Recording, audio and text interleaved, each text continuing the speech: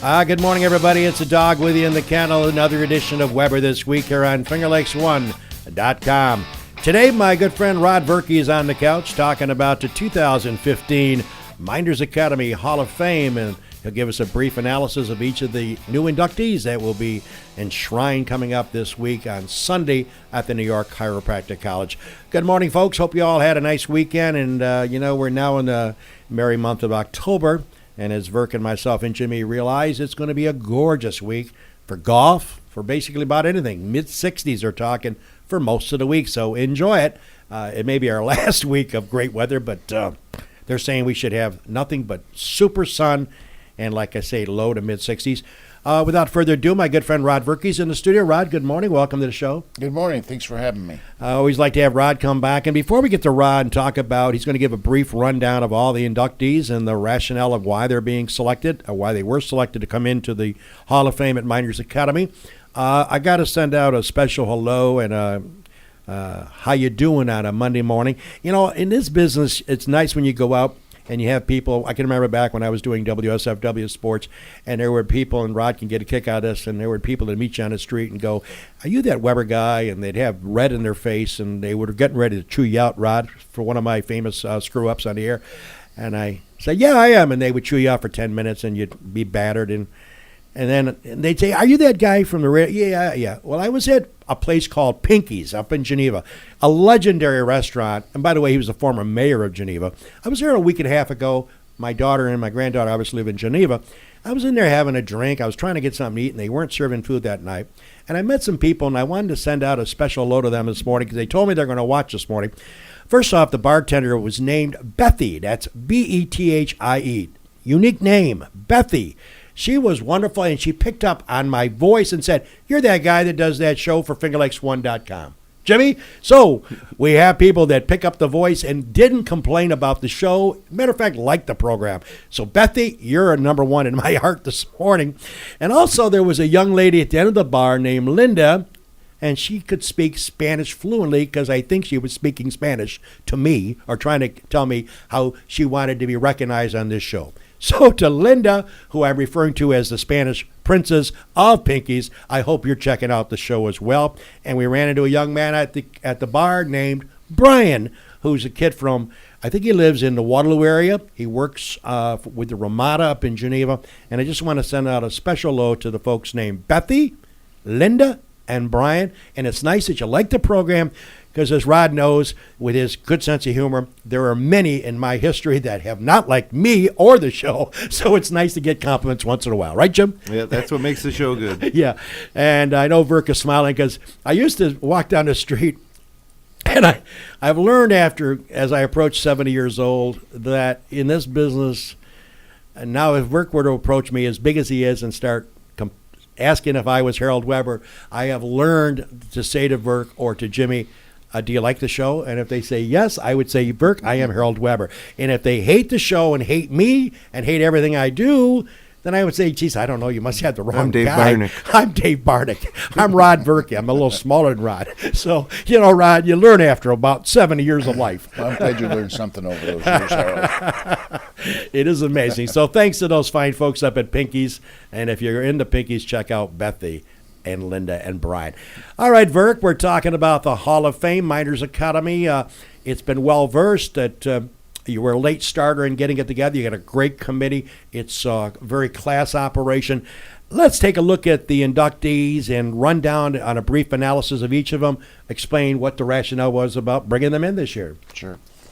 And the first thing we always do when we start this thing is we have many good candidates, and it's very tough. This takes us a long time, and it's a process to get through, and it is really tough. And the first thing I like to do is mention my committee, though. They're awesome. These people, I really think we have the best committee and the best Hall of Fame in the area, and it's because of these people. So Lisa Anderson, she's in the Hall of Fame. John Capacci is our resident lawyer. It's always good to have a lawyer on the committee.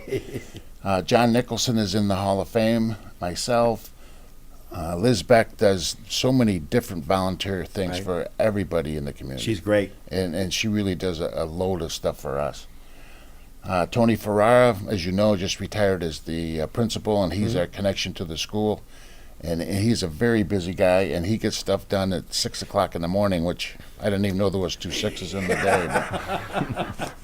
But, Ted Novak is a genius with our Talented. audio-visual stuff. The thing that really, we have a good program, but the thing that really highlights it is our videos. And he works on those, and he sets it to music, and this guy should be a producer somewhere in Hollywood. And Pete Wermuth, and Pete is a great transition person for the earlier people in our Hall of Fame. He's got history on that, and he has records on it, and he's the one that started our Title IX segment, which I don't think many people have either. Nice. So I wanted to thank all those yeah. people, and they're very good.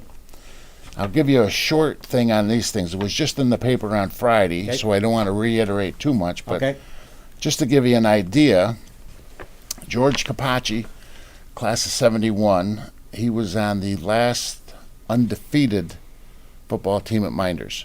There was a team in 77 that was undefeated but had a tie.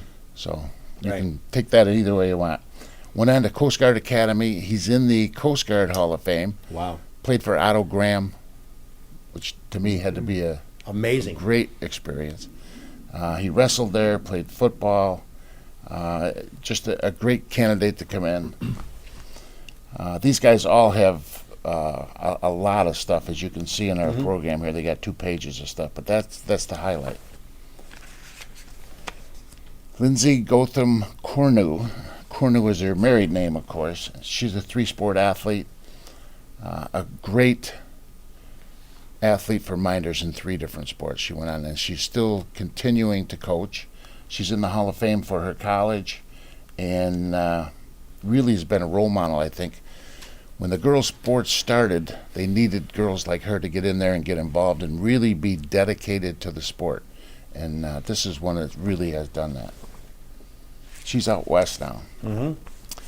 Leticia is probably somebody that a lot of people haven't heard of. He's one of a group of people that are a little bit earlier in our history. He was on the 1946 undefeated, untied, unscored upon. Wow. Which is amazing. They're in the Hall of Fame. He played 3 sports at Mynderse, went on to Hobart and played 4 years of football, basketball, and lacrosse. Hobart, as you know, was very well known in lacrosse. He never played lacrosse in high school. Went there, played 4 years, was team captain and All-American twice. Amazing athlete. Which is amazing. Yeah. And I think a lot of people wouldn't get a chance to hear these things unless you had this Hall of Fame type thing. But really an amazing athlete. Jeff Manning graduated in 77. Of course, he played for Coach Daniels, and his quarterback was the rifle, or primetime as you want to call him, Mark Sharman. Oh, yeah, the Shark. And he went on to the Ivy League, and I don't know how many people realize this or have an opportunity. They were 2-time Ivy League champs, which is pretty good. And he was starting on all those teams. He also played lacrosse, and very good representative for our Hall of Fame. Steve Siegfried was one of the best wrestlers we ever had here. Yeah. He played 3 sports, but those sports were really to get him in shape for wrestling. That was where he concentrated. His coach was Danny Carraher. Sure. He was brought up to the varsity as an 8th grader, and then won the sectionals freshman, sophomore, junior, and senior years, which is outstanding. Yep. I don't think we've ever had another person that have done that.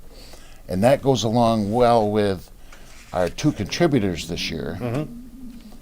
Pete DeBata started wrestling in Seneca Falls. He's in the Port Byron Hall of Fame.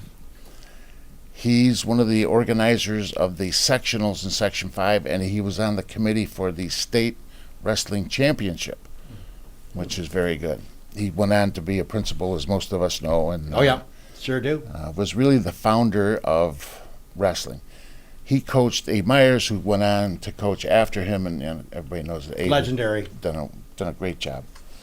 And we have Mike Mazzoli. He is in as a contributor, and his accomplishments as far as helping Seneca Falls with all kinds of different needs, and not only Seneca Falls, that's what he's getting in for, but all the schools and people around the area, getting our new fields, if we need weight room equipment, different grants and stuff. And he's really been a good person in politics for us. Mm-hmm. So Mike is getting in this year also. He was in the class of 1969. Now we have our team, which is for Title IX, is the 1921-22 girls basketball team. Before my time. Okay. Yeah, I think before quite a few of us. Okay. We do a lot of work at the museum and the Historical Society. And Ted Novak was down there one day looking up some other things. And the woman there said, "Did you know we have an undefeated girls basketball team?" So Ted was interested, and we researched it. This team went 17-0 and is the only undefeated girls basketball team I think that we've ever had. We've had some very good ones, but Now, was that like intramural or so different? It wasn't varsity back then, right? well, it was a combination of different things. They had varsity sports back then, and over the years, I don't know if it was the war or what it was, but they got away from that stuff. And then, of course, we had no sports until Title IX took over in 1972. So this falls in that category, certainly. It's way before 1972. Yeah. And they are certainly a deserving team to be in our Hall of Fame. And this is another thing that I don't think anybody ever would have known of Right. unless we had researched it. And there can't be any representatives there from that team, can there? Is there? If they are, I'd like to know what their health, who's taking care of their health for them. And our teams this year for the Hall of Fame are the two wrestling teams from 1966 and 67. They were coached by Abe Myers, and both of those teams were undefeated. And doing our research for the Hall of Fame for teams, we try to get the best of each sport. And these two teams, record-wise and team-wise, and as far as going on to college and playing and stuff, they fell in that category.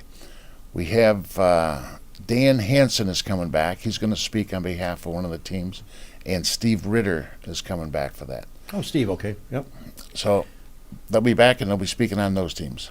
It sounds like a good roundup. And by the way, we're going to get to Verk in just a second. Another thing I was just thinking about, a lot of people probably approach Verk in this committee about why isn't this person in, why isn't this person in, why doesn't this person get considered? And Verk, there's a process. Explain the process. First, you have to be nominated, and some paperwork has to be submitted to the committee. Yes. Explain that, if you would, for our viewers.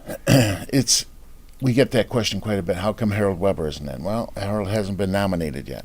And we are a subjective group.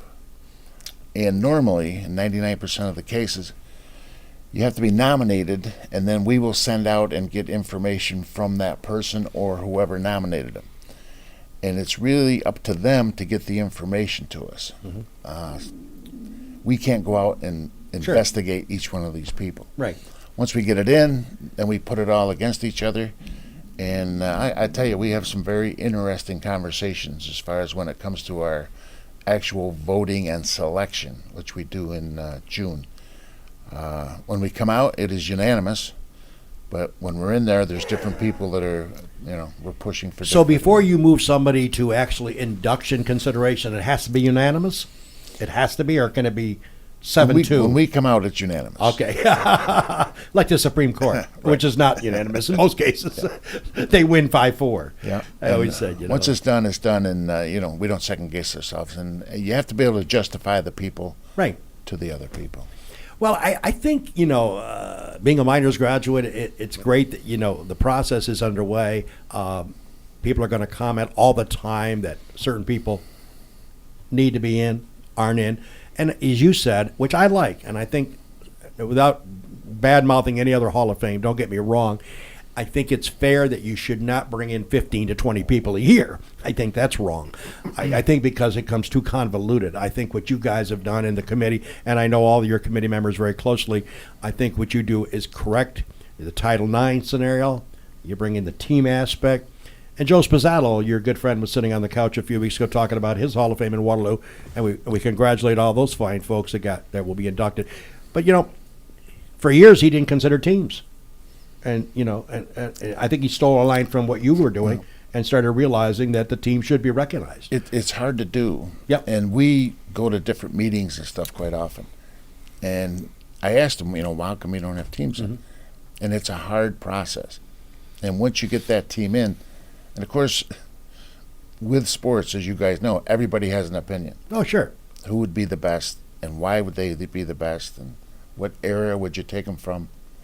And it's hard to compare the 40s to the 80s, but that's what you have to go through. And then once you get it, now like for the 1946 football team, there's a lot of people on a football team. There's probably 35 on that team. And from 1946, you have to generate people that are going to get you information on where they are, relatives. If that person that played on the team is not still with us, then we try and get a relative of theirs or something. So it's hard, but it's very worthwhile. Yeah. Okay, let's talk about the actual event coming up Sunday night, this coming Sunday. Let's talk about Verk as far as tickets availability, and New York Chiropractic College, a fabulous place to host it. Talk a little bit about how people can get tickets. You can get them from John Nicholson. They're online, and that's been in the paper, and it's in the book. And the easiest place probably is just to go up to the high school and get your tickets there. We try to keep the prices, $25 is Very reasonable. pretty good deal, and we try to get it that. We want to make it family friendly, so that you're not breaking a leg to get in there. And Well, there's some food and drink beforehand, right? That's yep, we included in the meet ticket at price? 4:00, and I enjoy that as much as anything. You get a chance to really informally talk to the people and see what they're doing and see their families, and that has worked out really well. We have a thing on Saturday night at the SMS for anybody who's in town at that time, and we kind of bring them in, and we put on display all of the awards and the plaques and the pictures, so if they get a chance to see them up front, because they may not get a chance at the banquet itself. So it's kind of nice in that area also. Rod Verkey talking about this week's induction ceremonies of the 2015 class. And Verk, one thing that's always been on my mind, and I'm sure you have heard it first and foremost along with your committee, people that have been recognized and are going to be inducted, A, probably never thought they would be. B, maybe not, they would not be a Mynderse Hall of Fame until you started late in the process to get it going. The general reaction from people who get inducted must be quite something that warms your heart, knowing that you and the committee have put this together, and the people who are going to go up to the podium and accept it have got to be overly thrilled. Got to be one of their highlights of their life, I guess. Well, I think it is. We have, and you guys have been there, so you know the situation there. The overriding theme that we get is the family, right?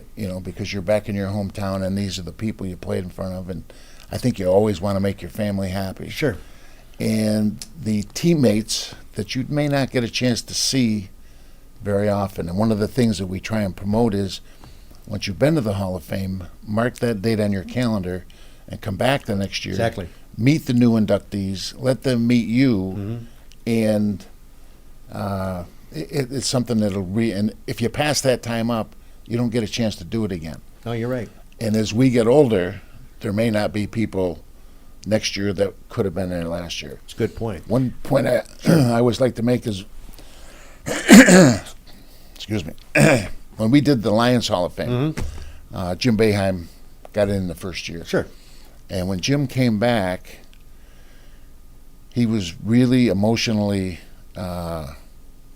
spent. And of course, he's in the National Hall of Fame. Sure. He said, "You can take all those things away." He says, "To me, being in your hometown, That means a lot. in front of your friends, this is the best." And he actually was quite emotionally choked up about the whole thing. So if that comes up from a guy that's that well known and nationally famous for his coaching, I think it goes. That's a perfect segue. We're going to take our break. We come back. Jim Boeheim will be the first topic of many that we're going to slip around between Jimmy, myself, and Rod about baseball, football, etc. as Jim Boeheim's appeal with the NCAA starts today. This is Weber This Week on a Monday, October 5th. Let's check out the great sponsors that make this show possible. Cayuga Lake National Bank. Bill Ryan and his team for all of your banking needs. Offices in Union Springs and Aurora. A fine sponsor of this show for over 30 years. DA Liquor, Seneca Falls. Amy Padula and her great team will find that right spirit for you every time. Tell Amy the dog sent you. Cicino's. Live, laugh, eat well. It's the Italian way. It's also the Cicino's way. Place your order today at Cicinos.com. Locations, Main Street, Waterloo, and 401 Exchange Street in Geneva. The Gould Hotel welcomes you to come out and enjoy the revitalization of this historical landmark. Wednesdays, don't forget Ladies' Night with special price drinks and half-priced appetizers. Tap is Thursday, and their chef serves a dinner special every night. The Gould Hotel in Seneca Falls. Steve Wadhams, Wadhams Enterprises, your employer of choice. Proud supporter of this show and local athletics. Bob and Leslie Ullman, owners of the Ullman Theater, in Lions as well as the Newark Pilots, a minor league baseball team with a major league ballpark. SenecaFallsCountryClub.com, awesome 18-hole layout, offering a 12-month payment plan. Home of the toughest par 4 in Central New York. Wilson Press, WPress.com. Seneca Falls, Rich Rickey, my good friend, and his team can handle all of your printing and mailing needs. Rich Rickey, Wilson Press, a fine sponsor of Weber This Week. The dog back with you out of money. Hope you're all enjoying a Monday AM. Hope you're enjoying the show so far. Rod Verkey, longtime friend of mine, along with Jimmy, in talking about the Mynderse Academy Hall of Fame induction ceremonies. And it's really, I think, superbly being hosted by the New York Chiropractic College, which does a phenomenal job. So check it out if you're able to be in town. If you can get there, $25 a piece for the tickets, very reasonable, and you'll enjoy the show. Well, look, guys, as we would always talk about, we got a few more minutes, 8 or 10 minutes to go before we wrap it up. But, Verk, first off, Jimmy Boeheim appeal begins today. This is old news. They came down hard on Jim. They want to remove him from half of the upcoming basketball schedule. No breakfast, no practices, zero contact. What's your gut feeling? People tell me, I've had friends of mine, one guy I saw at the Gould months ago, he's a lawyer, he's worked with some NCAA and FRAC, he said it's very difficult to get those people to change their mind. What's your gut feeling about Jimmy? Well, I hope the time factor has helped out, and maybe they've investigated this. Mm-hmm. To me, I follow these things, but as far as penalties go, this is severe. Over the top. Severe. Pretty severe. I've never seen such a penalty as this, and there's been much more severe infractions that they have. Uh-huh. Recently, too, North Carolina, SMU. North Carolina was rampant. Brutal. Yeah. Hundreds of kids. And now the Louisville one just announced hiring escorts. Well, that'll be another investigation Unbelievable. and more penalties, and likely though Patino will get penalized less than Boeheim did for somebody helping Fab Mello with a term paper. I know. Now the escorts, I think, is a good idea. Yeah. But Hey, as long as It's you a don't good get caught. recruiting tool for sure. Tell you what, it's impressive. All right, we'll have to check and see how the Boeheim situation turns out. Let's talk about baseball. It's playoff time. The regular season is over. One of the interesting stories to me is if you follow baseball, and I don't follow it every single minute of every day, how about Houston Astros, losers averaging 104 games the last 4 seasons, 104. They only play 162, folks. And they're in the playoffs. They come to Yankee Stadium tomorrow night. They're going to throw their ace against Tanaka. That game will get underway tomorrow night. I think it's an 8 o'clock start. Yankees, who limped into the playoffs, Verk, very badly, losers of 6 out of the last 7, but they're in. And as you know, and as Jimmy knows, we all know, new season begins tomorrow night. Anything can happen. So the Yankees host Houston, and of course the Mets, of course, team that I like to pick on. And I got to say hi to Charlie up there at the Deluxe. I'll be seeing him tomorrow night, by the way. Charlie, if you're checking out the show this morning, I take my hat off to you. Big Mets fan.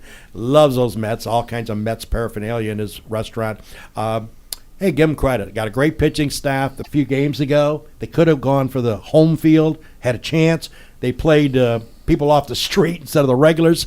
That may have backfired. Philadelphia sweeps the Mets. That shouldn't have happened. Now the Mets have to go West Coast. You know, you still playing the game. So the Dodgers do have home field advantage.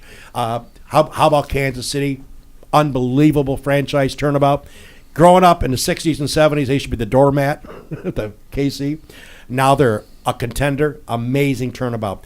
How about the Cubbies? I was telling Verk before I went on here this morning, I've always had a soft spot in my heart for the Cubbies. I love that organization. You think there's something weird about bringing Joe Madden in, paying him $7-8 million a year? Who cares? Pay him $50 million a year. They're in the playoffs. I love the Cubbies. I love to see the Cubbies beat the Pirates and continue their quest. A lot of drama. Even the Pirates, It's I know. It's great. And that's the Cotillo and all those guys up at the Finger Lakes Times, Mike Hibbert and those guys. Who else? Dave Shaw, right? Dave Shaw, big Pirate fan. A Pirates fan? Yeah, I think so. And, of course, let's move closer to home in the NFL. Verk and myself last night talked about the Bills. The Bills. It's been 15 years since they made a playoff. Everybody's getting excited in Billstown. They start off, playing pretty good. They got wiped out by New England, but, they played good on the road against Miami. We now know, and Verk, we talked about it, Miami could be one of the worst teams we've ever seen on the football gridiron. Correct, Verk? They are horrible. They're not good. Not good. They asked Joe Philbin, the coach, if he was worried about his job. He said, nope. That's good confidence. We'll see if the owner agrees with him.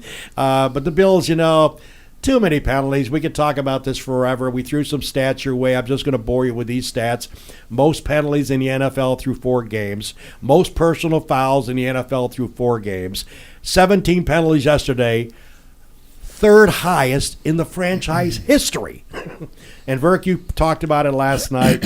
You were there. You've been in the trenches. You got to cool your heels, right? You got to not get so excited and start throwing flags and stupid things they're going to cost you. You got to minimize your mistakes. But I think they gave up, I think the stat I saw was 9 first downs. Amazing. On penalties. It's terrible. And you just can't let them have the ball that long on a penalty. That's too easy, making it too easy. Too many. And so now the They're Bills. going to make the playoffs, though, Doug. I'm going to tell you right now. Right. Bills are in the playoffs this year, okay? All right, let's have lunch at the Deerhead. let's have lunch at Reds again. I bet. I still owe you, don't I? You still owe me one. But I'm going to put your name on a charge slip down there someday because every time I go down there, you're with one of your employees having lunch at the bar. Every time I come down to collect the lunch, you're nowhere to be found. I keep forgetting. Remind me. Say, hey, how about that lunch today? Okay. You got to say the Bills. They're going to travel to Tennessee. And who remembers the old classic play of the Tennessee years ago? Remember? Oh, sure. Oh, baby, yes, that was fun. do. Oh, the play of the century.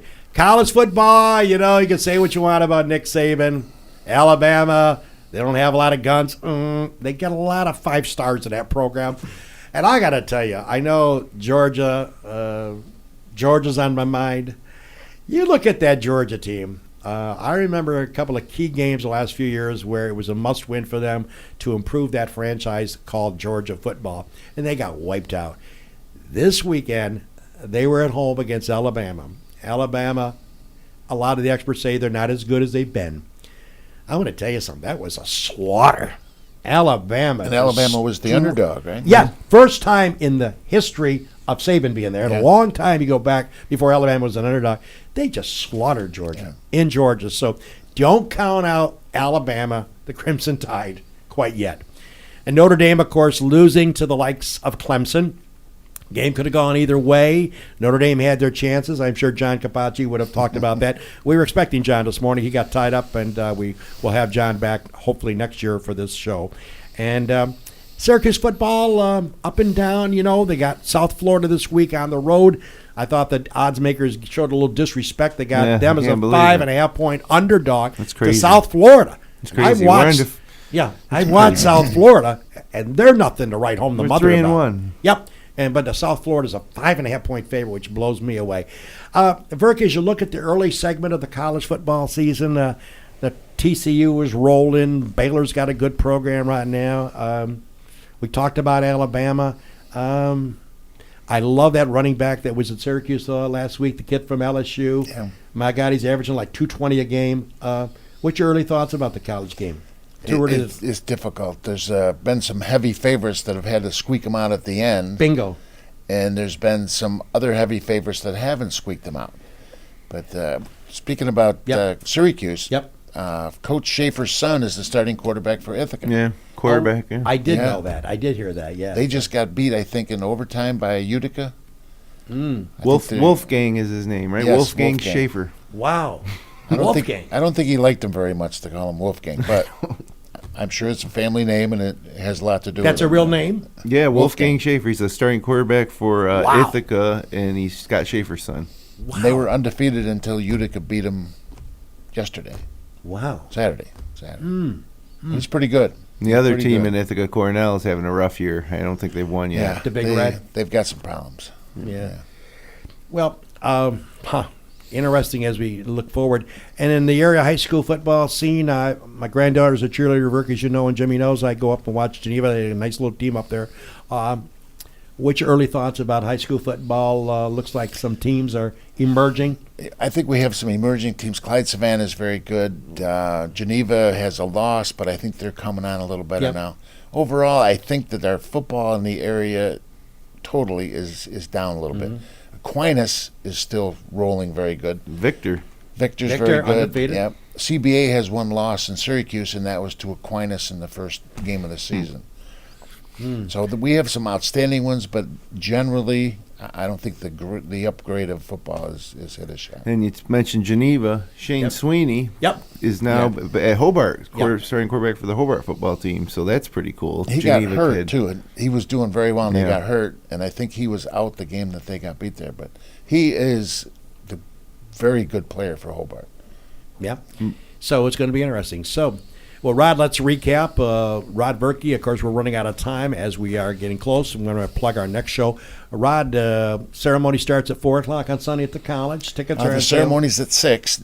We have the dinner and cordial hour at 4 o'clock. At 4 o'clock. Yeah. So tickets are on sale. John Nicholson, go up to the Mynderse Academy School. And Another thing, Dog, is we're live streaming it. Finger Lakes One's live streaming it. So if no matter where you are in the country or the world, if you want to tune in and watch this thing live at 6 o'clock. Perfect. Go to fingerlakes1.com and click on the links. You can go directly to fingerlakes1.tv. If you want to watch it on your phone, you can download the fingerlakes1.com free app at the Android or Apple store and pull it right up on under the fingerlakes1.tv tab, so you don't even have to be in front of a computer. Hook it up on your smart TV, make a night out of it. It's really enjoyable. And of all the webcasting that we do all year, I get the most feedback from people across the country who say thank you. I couldn't believe how much I enjoyed watching this, or how much I enjoyed watching my grandfather or my you know. So it's good stuff. And if you can't make it live, it's on demand. You come to fingerlakes1.com the next day on Monday morning, Columbus Day, and it'll be there to watch in its entirety. Yeah, and I'd just like to mention that that's a feature that nobody else has gotten. We really appreciate the coverage that you guys give us on that. Well, listen, it's a good event. We certainly wish that you attend and be a part of it. And, of course, I got to just tell you, we're not going to be here next week. We have no show next week, so just let you know that. But a show that we are looking forward to, and I know Verk would probably look forward to it as well. The show we had him on originally scheduled for September. My good friend Mike Ferrara had to bail out. I had no problem with his bailing out. He had a pro-am at Cooperstown. And Mike and Tony Ferrara will be on the couch. That, to me, is a special show because Verk being in the educational field in his career, those guys have 77 years of experience working in education. 77. And you know them very well, Mike and Tony, two great guys. Mike just retired August 31st. Tony retired a year ago. They're going to be on the couch, and looking forward to that show. It'll be on the 19th of October. They'll be here talking about their experiences, Verk, and it could be a 5-hour show because, as you know, Verk, being in the school system, those cats somehow made it through 77 years combined. Pretty amazing. Yep, that's true. And not for nothing, these guys did a great job. And as you can see in the news recently and different things, bingo, they put themselves in harm's way every day. And I don't think they get enough gratitude for doing that. Well, we're going to show some gratitude. That'll be a special show here, October 19th, Mike and Tony Ferrara on the couch. Looking forward to hosting that show. We hope that you'll join us for that one as well.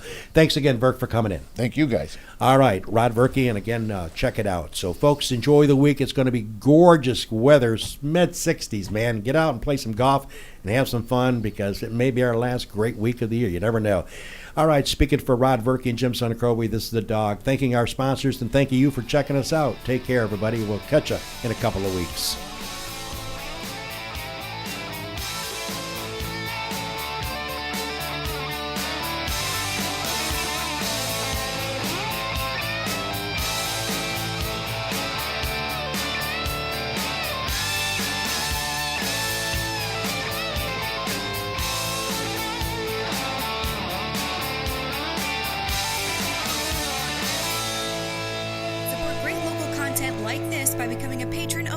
FingerLakes1.com. Visit patreon.com/FL1. FingerLakes1.com.